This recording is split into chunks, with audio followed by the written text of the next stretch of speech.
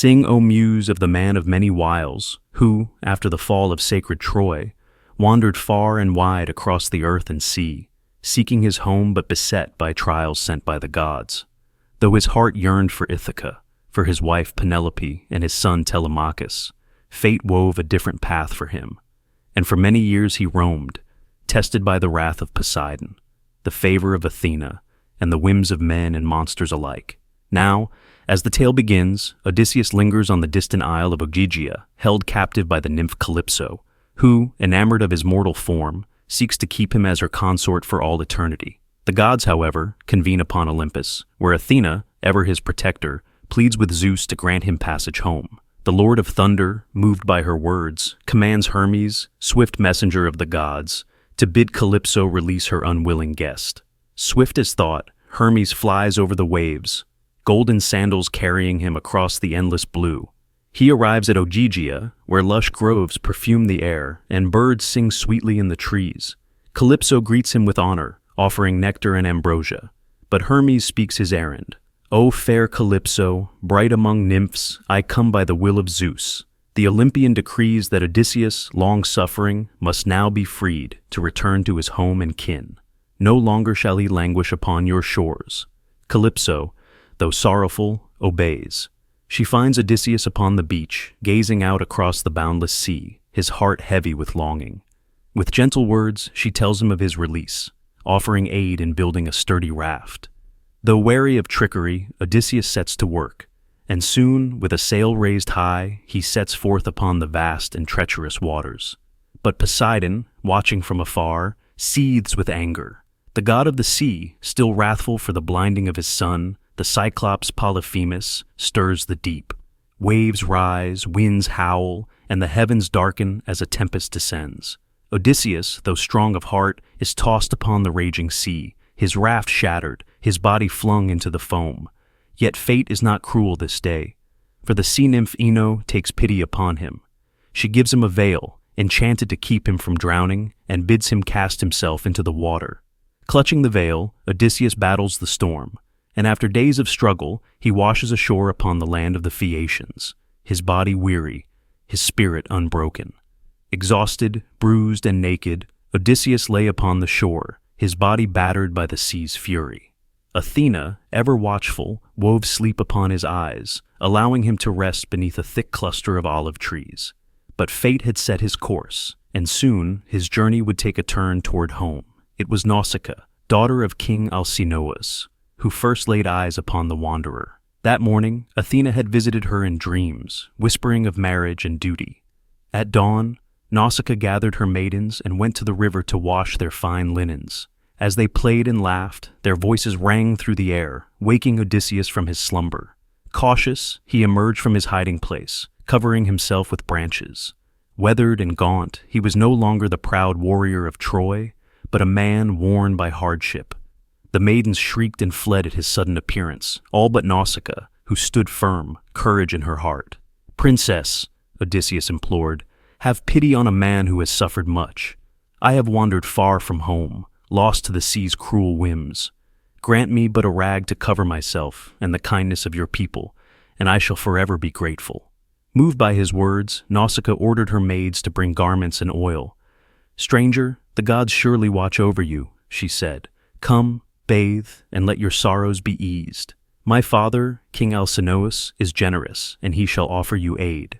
Odysseus, mindful of decorum, bathed apart from the maidens. Athena, seeing her favored hero in need, wove her magic upon him, making him appear taller, stronger, and godlike in form. When he stepped forth in his borrowed garments, Nausicaa marveled at his transformed presence. "Come," she said, "but follow behind my chariot, for the people of Phaeacia are quick to gossip. When we reach the palace, wait until I have entered, then seek out my mother, Queen Arete. If you win her favor, all shall go well." Thus Odysseus followed her to the grand halls of Alcinous, where golden torches cast a warm glow and feasting tables overflowed with bounty. The Phaeacians, skilled seafarers and blessed by the gods, welcomed the stranger, and when he knelt before Queen Arete, he spoke humbly. "Great Queen, I come to you as a man lost to the tides of fate. I have suffered long upon the waves, longing only for home. In your mercy, grant me safe passage, that I may return to Ithaca and my kin." King Alcinous, moved by the tale of the weary traveler, offered a place at his feast. Yet he did not yet know the full story of this guest who had come from the sea. And so, in the days to come, Odysseus would recount his journey, the trials he had faced, the lands he had seen, and the perils that still lay ahead. The great hall of Alcinous shone with golden light, its high ceilings adorned with fine tapestries, its tables laden with fruits, meats, and honeyed wine. The Phaeacians, famed for their swift ships and love of song, gathered to hear the words of the mysterious traveler. Alcinous, king of these seafarers, turned to Odysseus and said, "Stranger, you have come to us weary and lost, yet the gods must hold you in high esteem to have brought you to our shores. Now, tell us your name, your land, and the trials that have led you here."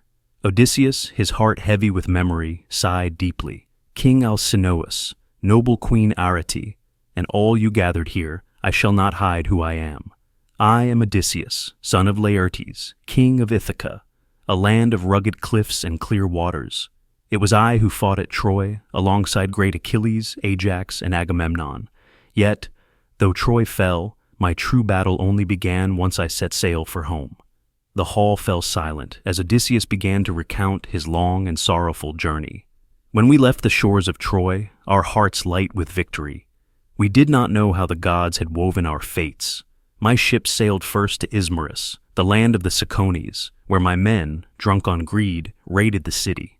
But the Cicones fought back fiercely, and many of my companions fell before we could flee.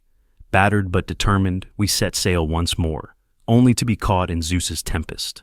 For 9 days, the winds drove us off course, until we arrived at the land of the lotus eaters. There, my men, weary with hunger, ate the sweet fruit of the lotus, and at once they forgot their homes, their families, and even their desire to return to Ithaca. I, knowing the danger, dragged them back to the ships by force, weeping as they begged to stay. We rowed away, hearts heavy, knowing that already the gods had set hardships upon our path. Then came the greatest peril of all, the land of the Cyclopes. We came upon a desolate shore, where sheep grazed in meadows and great caves yawned in the cliffs. Seeking provisions, I led a small band inland and found a vast cavern filled with cheeses, milk, and pens of fat sheep. My men urged me to take what we could and leave, but my heart, cursed by curiosity, wished to meet the one who dwelled there. We lit a fire and feasted, awaiting the cave's master. At last he came, Polyphemus, son of Poseidon, a giant towering as a mountain. His single eye glowed red in the firelight as he blocked the cave's entrance with a massive boulder. He did not welcome us. "Strangers!" he bellowed. "Who are you? Traitors? Thieves?" I spoke cautiously, telling him we were warriors of Troy seeking shelter. But Polyphemus was no host of honor. He laughed cruelly, seized 2 of my men, and smashed them against the ground, feasting upon their flesh. Horror gripped us, but I knew we could not fight him by force. That night, while the Cyclops slumbered, I devised a plan. We found a great olive wood staff and sharpened its tip into a fierce point. Then, offering Polyphemus a flask of wine, I tricked him into drunkenness. "What is your name, stranger?" he slurred as sleep weighed upon him. "No man," I answered. "My name is No Man." As he fell into a stupor, we struck, driving the burning stake deep into his single eye. The monster roared in agony, thrashing. But when his fellow Cyclops heard his cries and called out, "Who harms you?" he bellowed, no man blinds me." Thinking him mad, they left him to his torment. We clung to the underbellies of his sheep, and, at dawn, as he let them out to graze, we escaped unseen. But as we fled to our ship, pride filled my heart, and I called back, "Polyphemus, should any ask who bested you, tell them it was Odysseus of Ithaca." My arrogance was my doom. Enraged, Polyphemus lifted a boulder and hurled it, barely missing our ship. Then he called upon his father, mighty Poseidon. "Hear me, Earthshaker. Let Odysseus never reach his home, or if fate decrees he must, let him come late, in sorrow upon a ship not his own, to find ruin waiting for him." The sea trembled at his words, and my heart turned to stone, for I knew then that Poseidon's wrath would follow me evermore. At this, Odysseus fell silent, and the Phaeacians sat in awe, for they had never heard such a tale of woe and cunning. The hall of Alcinous was silent, the Phaeacians spellbound by Odysseus's tale. The flickering torches cast long shadows as the hero, weary yet driven by memory, continued his story. After escaping the land of the Cyclops, we rode swiftly, our hearts filled with fear and relief. The gods, however, were not done testing me. Fortune led us to Aeolia, the floating isle of Aeolus, keeper of the winds. He welcomed us as honored guests, feasting us for a month, and when I revealed my desire to return home, he granted me a precious gift, a great leather sack, bound with silver cords, containing all the winds save the west wind, which would carry us straight to Ithaca. With this blessing, we set sail, and for 9 days and nights, Ithaca lay ever closer upon the horizon. My heart swelled, for I could see the smoke curling from my homeland, the familiar peaks rising from the sea. But even as I steered, exhaustion weighed upon me, and I succumbed to sleep. It was then that my men, overcome by greed and suspicion, whispered among themselves, "Our Lord has hoarded treasure from Aeolus, and shares it not with us," they murmured. And so, in their folly, they loosed the silver cords and unleashed the storming winds. At once, the heavens roared, and the sea rose in fury. Our ship was hurled back across the vast waters, far from Ithaca's shores, until once more we came upon the isle of Aeolus. I, filled with grief, knelt before the god of the winds and begged his favor once more. But Aeolus, seeing our misfortune, turned away and spoke with finality. "Odysseus, the gods themselves curse your voyage. I dare not aid a man so hated by them. Be gone." Cast adrift, we rowed on, until hunger and despair led us to the land of the Laestrygonians, a race of giants. Unwittingly, we anchored in their harbor, and I sent scouts to seek their rulers. They came upon the towering King Antiphates, who, without word, seized one of my men and devoured him whole. With cries of terror we fled, but doom had found us. The Laestrygonians hurled massive boulders upon our ships, crushing them like driftwood. My men screamed as the sea ran red, and of my fleet, only my own vessel survived, escaping the slaughter by the narrowest of margins. Sorrow weighed upon us as we reached the isle of Aidaia, home to the dread enchantress Circe. We landed upon her shores, where the forests teemed with strange creatures. Desperate for food and rest, I sent half my men to explore. They came upon her palace, where Circe, a goddess of cunning beauty, sat weaving upon her loom. With sweet words and honeyed wine, she welcomed them, yet treachery lay in her cup. For as they drank, their forms twisted, their cries became the grunts of swine. She had transformed them into beasts. One man escaped, racing back to tell me of the horror. Enraged, I took my sword and made for Circe's hall, but the gods had not abandoned me entirely. As I strode forth, Hermes, messenger of Olympus, appeared before me in the form of a youthful traveler. He pressed a sprig of a sacred herb, moly, into my palm. "Take this, Odysseus, and you shall withstand Circe's dark magic. When she seeks to enchant you, draw your sword and force her to swear no harm shall come to you or your men." Armed with this divine aid, I entered Circe's palace. She welcomed me as she had the others, offering me a golden cup of enchanted wine. Yet, as I drank, her spell failed to take hold. With a cry of fury, I leaped forth, sword raised, and she, startled, swore by the gods to do me no harm. Thus Circe relented, restoring my men to their true forms.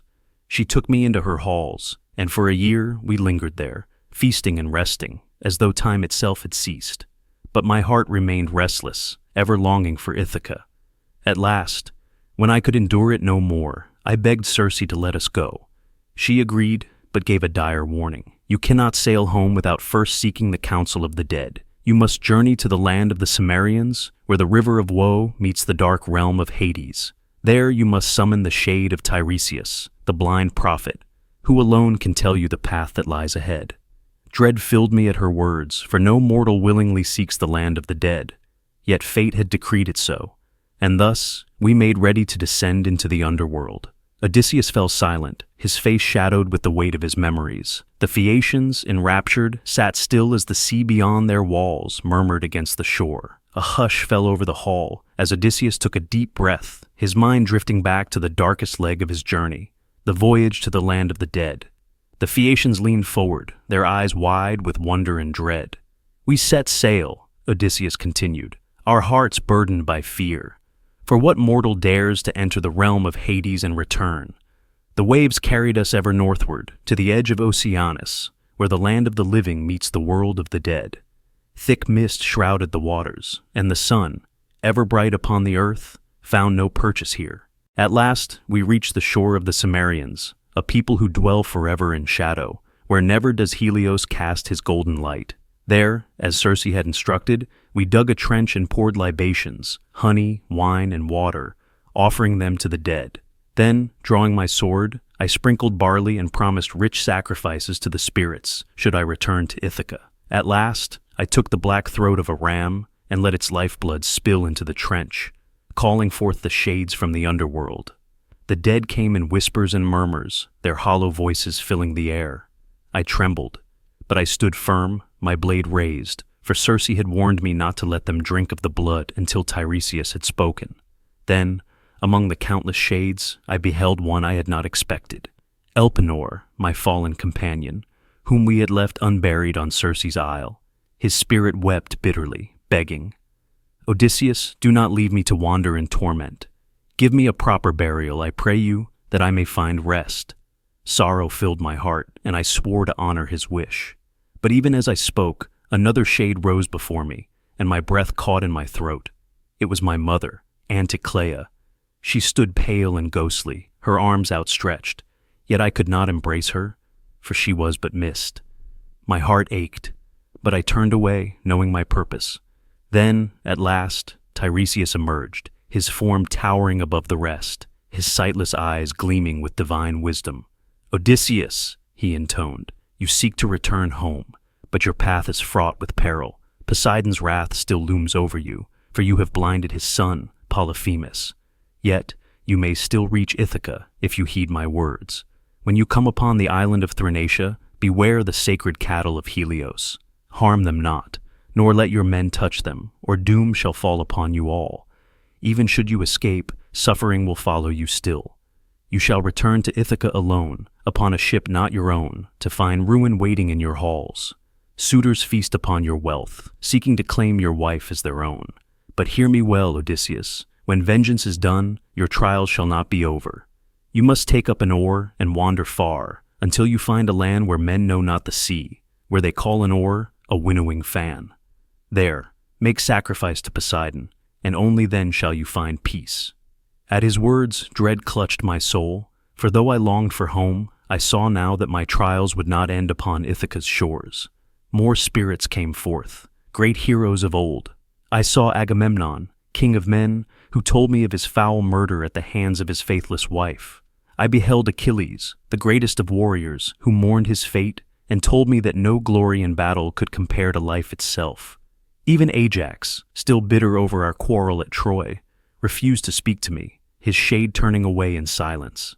Then, from the depths of Hades came a monstrous sight, the form of King Minos, the hunter Orion, and the tormented souls of Tantalus and Sisyphus, doomed to their eternal punishments. Fear gripped me then, and I could bear no more. Drawing my sword, I fled to my ship, commanding my men to row with all haste. The dark waters churned, and as the cries of the dead faded into the mist, I knew I had left behind something of myself in that land of shadows. And so, we turned our course once more, the dawn's light breaking over the sea, guiding us back toward the trials of the living. Odysseus paused, his gaze distant, as though the ghosts of his past still clung to him. The Phaeacians sat enraptured, their faces pale at the thought of such a journey. Odysseus took a steadying breath, his eyes reflecting the weight of his journey. The Phaeacians, silent and awestruck, leaned closer, eager for the tale to unfold. "We left the land of the dead with heavy hearts," he continued. "The sea stretched before us, vast and uncertain, but our course was set. We returned to Aea, where Circe awaited, her sorcery gleaming in her gaze. She welcomed us once more, and though my spirit longed to sail onward, she bade us rest. That night, as the firelight flickered upon the walls of her great hall, Circe took me aside and spoke solemnly. "Odysseus, your trials are not yet over. Ahead of you lie perils that no mortal should face alone. But heed my counsel, and you may yet survive. First, you will encounter the sirens, whose voices weave spells upon the hearts of men. None who hear their song can resist. They will lure you to the rocks and drag you to ruin. If you wish to live, plug your men's ears with beeswax, and if you must hear their song yourself, have your men lash you to the mast. No matter how you beg, let them not release you." I nodded, committing her words to memory, but she was not finished. "Beyond the sirens, you will come upon a narrow strait where two great horrors await. On one side, the monstrous Scylla lurks in her cavern, her 12 legs writhing, her 6 heads eager for flesh. She strikes without warning, plucking men from their decks and devouring them alive. On the other side, the terrible whirlpool Charybdis lurks, swallowing the sea and all who sail too close. Choose wisely, Odysseus. No ship can pass unscathed, but if you must lose men, it is better to sail near Scylla, better to lose 6 than to lose all." Dread settled upon me, but still Circe spoke. "And last, you will come to the island of Thrinacia, where the sacred cattle of Helios graze. No matter your hunger, no matter your hardship, lay not a hand upon them. Swear this to me, Odysseus, or ruin shall fall upon you all." I swore as she commanded, yet even then I feared what was to come. And so, with the dawn, we departed, our hearts heavy with the knowledge of the trials ahead. As we sailed forth upon the wine-dark sea, the first of Circe's warnings came upon us. The island of the sirens. A stillness fell over the water, as if the very air held its breath. I took beeswax and pressed it into the ears of my men, sealing them from the deadly song. But I, curious and defiant, wished to hear their voices, and so ordered my men to bind me tightly to the mast. As we neared, the sirens saw us and began to sing. Their voices were sweeter than honey, smoother than flowing water, and filled with promises beyond measure. "Odysseus, great king of Ithaca," they sang, "come closer, hear our song. No man has ever passed us without stopping, for we hold the secrets of the world. We shall tell you of Troy, of the gods, of all that is and all that shall be. Come, hero, come to us." Their voices burned into my soul. I thrashed against my bonds, screaming for my men to set me free, to turn the ship toward them. But they, deaf to the song, rowed harder, their faces set with grim determination. We passed the sirens, their voices fading into the distance, and only when their island was far behind did my men release me. I shuddered, for I had glimpsed a longing deeper than the sea itself. But there was no time for respite. Before us, the narrow strait loomed, the cliffs rising like the jaws of some monstrous beast. On one side, the great whirlpool Charybdis roared, devouring the ocean itself, while on the other, the shadow of Scylla lurked high above. I gripped my sword, though I knew steel would do no good against such a horror. I did not tell my men of Scylla. Better they row in ignorance than falter in terror. We clung to the cliffs, staying clear of Charybdis's deadly pull. The sea churned, and just as I thought we might pass unharmed, a terrible screech split the air. Scylla struck. From her cavern, her 6 heads lunged forth, faster than the eye could follow. My men barely had time to scream before she snatched them up. 6 warriors, dragged thrashing into the abyss. Helpless, I watched as she devoured them, their cries echoing across the sea. My heart broke, but there was nothing I could do. We rowed on, grief weighing upon us, yet fate did not grant us peace. Ahead lay the island of Thrinacia, golden in the sun's light. The cattle of Helios, white as snow and sacred to the god, grazed upon its fields. I remembered Circe's warning and pleaded with my men. "Sail past, I beg you. We have food yet, and the gods will guide us if we show restraint. But if we take what is not ours, we are lost." Yet my men, weary and desperate, rebelled. "We are spent, Odysseus. The sea has claimed too many of us. Let us rest but one night, and we shall sail at dawn." I relented, swearing them to an oath. No man would touch the cattle. For a month the winds trapped us there, and hunger clawed at our bellies. Then, while I slept, my men gave in to temptation. Eurylochus, ever the instigator, whispered, "Better to die at sea than waste away in hunger. The gods will forgive us if we make offerings." They slew the cattle of Helios, feasting upon the sacred beasts. When I awoke, the scent of roasting meat filled the air, and my heart turned to ice. Too late. As we set sail, the sky darkened, and Zeus, angered beyond measure, sent a terrible storm upon us. A bolt of lightning split the heavens, striking our ship. The mast shattered, flames leaping into the sky, and one by one, my men were swallowed by the waves.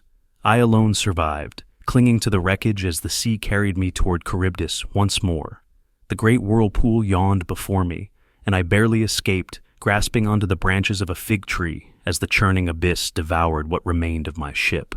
When the waters calmed, I let go, drifting for days upon the open sea, until at last the gods cast me upon the shore of Ogygia, the island of Calypso, where a fate no less cruel awaited me. Odysseus fell silent, his voice heavy with grief. The Phaeacians sat in stunned silence, scarcely daring to breathe. The firelight flickered in the great hall of Alcinous, casting long shadows across the rapt faces of the Phaeacians.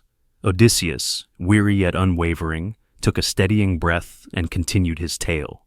For 9 days and nights I drifted upon the vast merciless sea, alone, clinging to the remains of my shattered ship. The gods, it seemed, had not finished with me yet. The sun rose and fell, and my body grew weak with hunger and thirst, but still the waves bore me onward.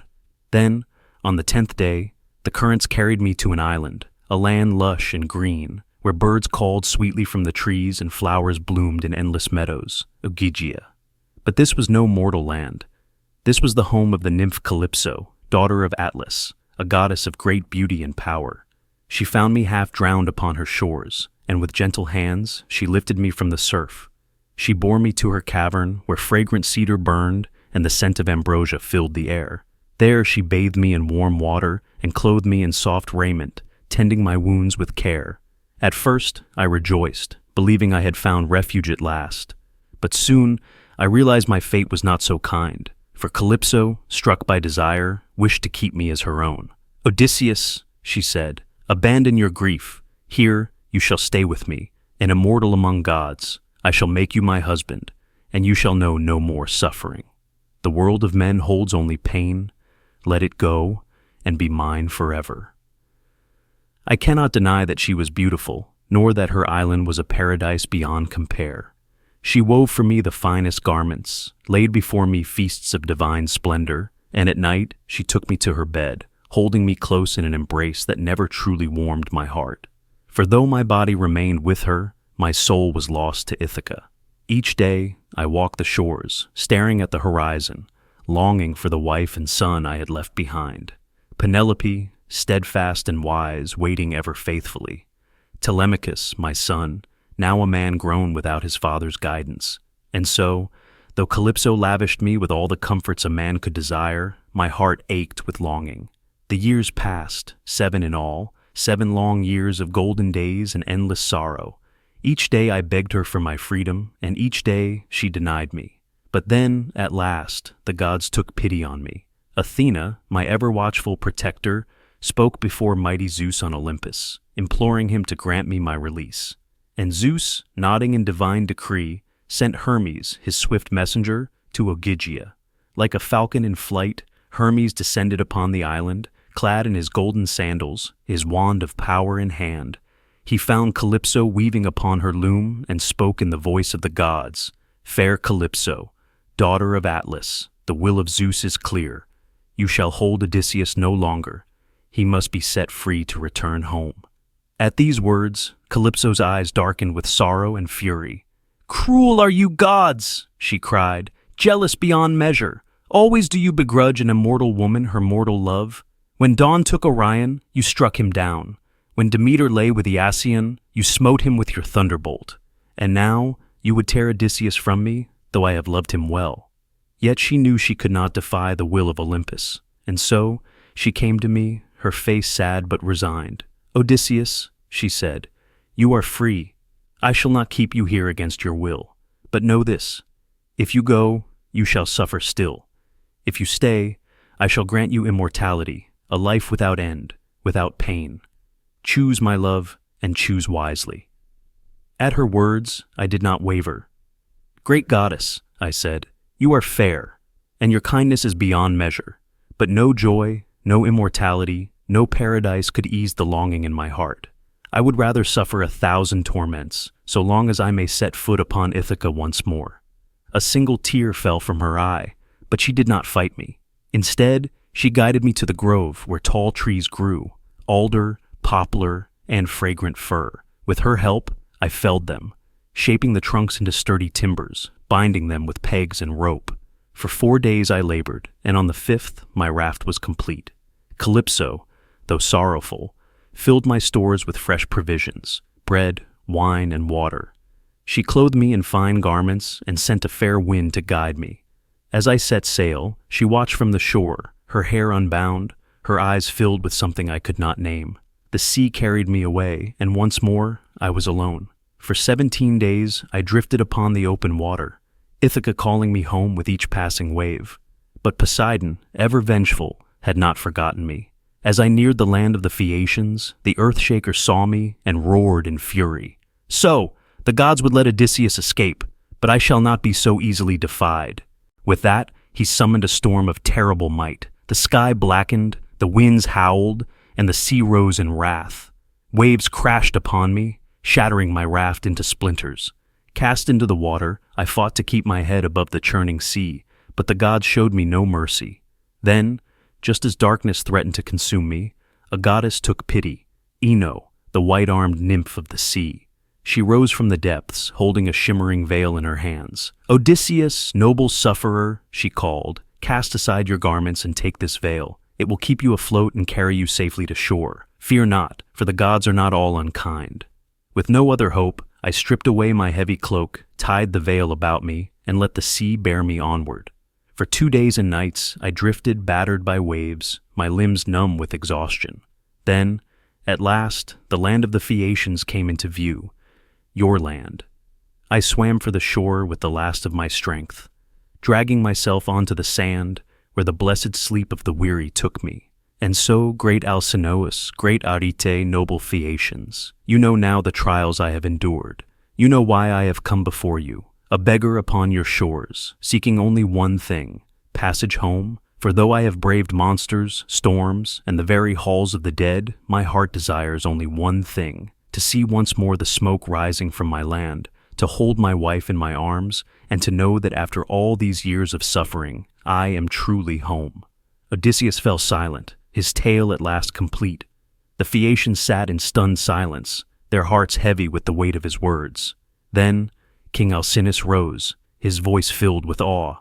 "Truly, Odysseus, yours is a journey beyond any man's. And if it is Ithaca you seek, then know this. We shall grant you safe passage, and the gods themselves shall see you home." The great hall of the Phaeacians fell silent as Odysseus finished recounting his suffering at sea. King Alcinous, moved by the hero's trials, stood and spoke with solemn resolve. "Odysseus, your suffering has been great, and no man deserves to wander as you have. By the will of the gods and the kindness of our people, you shall have what you desire. We shall see you safely home to Ithaca." The noble Phaeacians made good on their word. That very night they loaded their finest ship with treasures, bronze, gold, fine linens, and gifts fit for a king.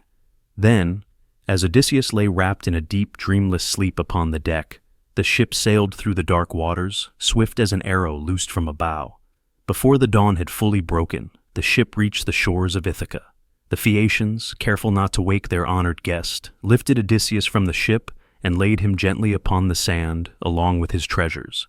Then, without waiting for thanks, they turned back toward their home, their duty fulfilled. Odysseus slept on, unaware that he had, at long last, returned. When he finally awoke, the sky was golden with morning light. He sat up, blinking, and his heart quickened as he looked around. The land was familiar, the scent of olive trees, the rugged cliffs, the gentle sound of waves lapping against the shore. And yet, something was strange. Had the Phaeacians betrayed him? Was this some unknown land? As doubt gnawed at him, a figure appeared before him, a shepherd, old and wise, clad in a simple cloak, a staff in his hand. But this was no mere shepherd. It was Athena, gray-eyed goddess of wisdom, who had watched over Odysseus from the very beginning. She smiled, her eyes gleaming with mischief. "Odysseus, wily as ever, even now you question what is before your own eyes. This is Ithaca, your home." A great wave of relief washed over him, but he did not let his guard down. "If this is Ithaca," he said, "then I am not yet safe. My halls are filled with men who would see me dead." Athena nodded. "You speak wisely. The suitors feast in your home, devouring your wealth, seeking your wife's hand. But fear not, for the time of reckoning is near. You must go to the swineherd, Eumaeus, your faithful servant, who has remained true despite all. I shall disguise you as an old beggar, so none may know you until the hour is right." With a touch of her hand, Athena transformed Odysseus. His body grew frail, his beard tangled and gray, his rags tattered. No king stood where he had been, only a weary old wanderer. Thus disguised, Odysseus made his way through the hills toward the humble dwelling of Eumaeus. The swineherd's hut was simple, but warm. Eumaeus, though he had long feared his master lost, remained loyal to the house of Odysseus. When the disguised king arrived, weary and leaning on his staff, Eumaeus did not turn him away. "Come, old man," he said kindly. "The gods bring both joy and sorrow to men, but all who seek shelter here will find it." Odysseus sat by the fire, accepting the bread and meat his servant offered. He listened as Eumaeus spoke bitterly of the suitors who had overrun the great hall, of their greed, their arrogance.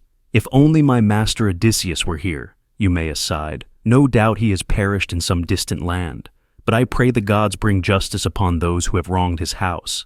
The disguised king nodded, his heart heavy with the truth he could not yet reveal. As they sat together, the door swung open, and another figure entered, Telemachus, Odysseus' son, newly returned from his own journey. Eumaeus rushed to embrace him, relief shining in his eyes. "My boy, you are safe. I feared for you." Telemachus, tall and strong, set down his spear and sighed. "The suitors grow bolder. They seek to kill me before I can take my rightful place. But I will not let them have my father's house." Odysseus, watching his son, felt pride swell in his chest. At last, after 20 long years, he beheld his child, no longer a boy, but a man. Athena, unseen by others, stood at Odysseus' side and whispered, "It is time." With a flick of her hand, she stripped away his disguise. The beggar was gone. In his place stood Odysseus, tall, strong, his eyes burning with purpose. Telemachus stepped back, stunned. "Who?" Odysseus spoke, his voice steady. "My son, it is I. I am your father." For a moment, Telemachus stood frozen. Then, understanding dawned in his eyes, and he fell into his father's arms. "Father!" he cried. "It is truly you?" "It is," Odysseus said, holding his son tightly, "and together we shall reclaim our home." Odysseus held his son close, feeling the weight of 20 lost years in that single embrace. When at last they stepped apart, Telemachus wiped his eyes, still overwhelmed.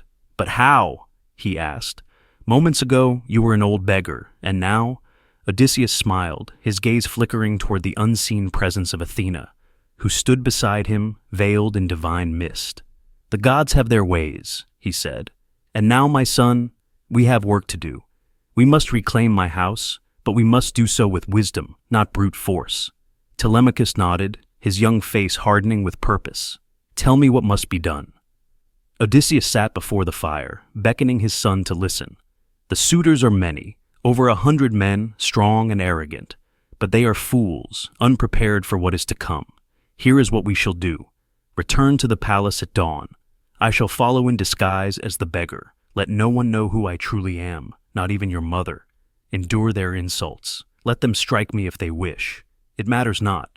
Meanwhile, take all the weapons from the great hall, every spear, every sword, every shield, and lock them away. When they ask, say it is to keep them from harming each other in their drunken feasts." Telemachus listened intently, nodding. "And then?" Odysseus's eyes darkened with quiet resolve. "Then, when the moment is right, we shall strike." At dawn, Telemachus departed for the palace, while Odysseus, once more disguised by Athena, made his way toward the city. As he neared the gates, he met an old woman, Eurycleia, the nurse who had raised him as a child. She squinted at the ragged man before her, a shadow of recognition flickering across her face. "Old woman," Odysseus said in a hoarse voice, "grant me kindness, for I am a weary traveler." Eurycleia frowned, but led him inside. "The suitors will not welcome a beggar, but I shall give you food at least." Odysseus entered the palace he had not seen in 2 decades. His heart ached at the sight. His hall, once filled with honor and music, was now overrun with drunken revelry. The suitors lounged upon couches, feasting on his livestock, laughing as they mocked the servants. Then he saw her, Penelope, She sat apart from the chaos, her face still beautiful despite the years of sorrow. Though suitors surrounded her, she paid them no mind. Her hands worked tirelessly at her loom, the same loom she had woven and unwoven for years, deceiving the suitors, delaying the day she must choose another husband. For a moment, Odysseus longed to run to her, to tell her the truth, but he forced himself to wait. The time was not yet right. As the day passed, the suitors took notice of the beggar. One, Antinous, the most arrogant of them all, sneered. "Who let this filthy wretch into our hall?" Another, Eurymachus, smirked. "Perhaps Penelope wishes to replace us all with beggars instead." Laughter erupted, and Antinous, eager to entertain, lifted a stool and hurled it at Odysseus. It struck him hard in the shoulder, but he did not flinch. Instead, he met Antinous' gaze and said softly, "Even the strongest fall when the gods will it." The suitors scoffed and turned away. But in the shadows, Penelope watched. Something in the beggar's presence stirred her heart. That night, as the feast died down and the suitors drank themselves into a stupor, Penelope summoned the beggar to her chambers. "Old man," she said gently, "I have heard of your suffering. Tell me, have you known my husband Odysseus? Is he alive?" Odysseus, struggling to contain his emotions, answered carefully, "My lady, your husband still lives. I have heard tell of him in distant lands, striving to return." Tears welled in her eyes. If only that were true, but the years have stolen my hope. She paused, then sighed. "Tomorrow, I shall set forth a challenge for the suitors. Whoever can string Odysseus' great bow and fire an arrow through 12 axes, as he once did, shall have my hand. None shall succeed, for none are my husband, but I have no other choice." Odysseus' heart leaped. The bow, the challenge. The moment was near. Dawn broke over Ithaca, casting golden light through the halls of Odysseus' palace. Penelope, her heart heavy, stood before the assembled suitors. "Hear me, noble lords," she announced. "For years you have feasted in my hall, seeking my hand. Today I set forth a challenge. Here is the great bow of Odysseus, my husband." 2 servants carried forth the mighty bow, polished and gleaming. It was no ordinary weapon. It had been a gift from Ithaca long ago, and only Odysseus had ever wielded it. "The man who can string this bow and shoot an arrow through 12 axes shall win my hand." A murmur spread through the crowd. The suitors, confident in their strength, smirked and jostled one another. Telemachus, standing beside the disguised Odysseus, clenched his fists. He knew none of them could succeed. One by one, the suitors stepped forward. Laodes, the weakest among them, tried first. He strained, his fingers trembling against the bowstring, but the weapon would not yield. Defeated, he fell back, shaking his head. Then came Antinous and Eurymachus, the strongest of the suitors. Antinous sneered, "It is an old bow, stiff with time. Bring me grease and I shall loosen it." The servants obeyed, but even with all his strength, Antinous failed. Eurymachus, red-faced with effort, snarled in frustration. "The gods curse this bow," the suitors grumbled. Their arrogance wavered. None could match Odysseus' strength. Then, from the shadows, a voice spoke. "Perhaps I may try." Silence fell as the beggar stepped forward. Laughter erupted. Antinous scoffed. "You, a beggar? String the bow where we have failed?" Even Penelope hesitated. "It is no shame for a guest to try," she said at last. Telemachus, hiding his knowing smile, ordered the bow to be placed before the beggar. Odysseus stepped forward, brushing his fingers over the wood. A flood of memories rushed through him. This was his bow, his weapon. With effortless grace he took the string, pulled it back, and in one smooth motion, the bow bent and locked into place. Gasps filled the hall. Before the suitors could react, Odysseus took an arrow, nocked it, and released. The shaft whistled through the air, straight and true, piercing all 12 axes in a perfect line. The hall fell deathly silent. Then, Odysseus stood tall, casting off his rags. Athena's power shimmered around him, revealing the king of Ithaca in all his glory. "You dogs!" he thundered, his voice filled with fury. "Did you think I would never return? You have dishonored my home, insulted my wife, and squandered my wealth. Now you shall pay." Terror seized the suitors. Antinous, first among them, reached for his sword, but Odysseus was faster. He loosed another arrow. It struck Antinous in the throat. The suitor fell back, lifeless, wine spilling from his goblet as his blood mingled with it. Panic erupted. Eurymachus, scrambling, fell to his knees. "Mercy, Lord Odysseus! We shall pay you back all that we have taken." Odysseus's gaze burned like fire. Too late. He loosed another arrow. Eurymachus fell. Then, with a roar, the suitors charged. But Telemachus, Eumaeus, and the loyal cowherd stood beside Odysseus. The great hall became a battlefield. Telemachus struck down one suitor with his spear. Eumaeus slashed through another. The servants, emboldened, turned on the treacherous maids who had aided the suitors, dragging them away. Odysseus, wielding both bow and sword, cut through his enemies like a storm. By the end, the suitors lay dead, the halls of Ithaca cleansed of their filth. When all was silent, Odysseus stood, breathing hard. Penelope approached, hesitant. "Could it be?" she whispered. "Are you truly Odysseus?" Her eyes, filled with years of doubt and sorrow, searched his face. Odysseus smiled. "You are as cunning as I, dear wife. You wish for proof." Then he spoke of their bed, the bed he had crafted himself, built from the roots of an ancient olive tree. At last, Penelope knew. With a cry, she threw herself into his arms. "You have returned to me," she wept. "I have," Odysseus whispered, holding her close, "and I shall never leave again."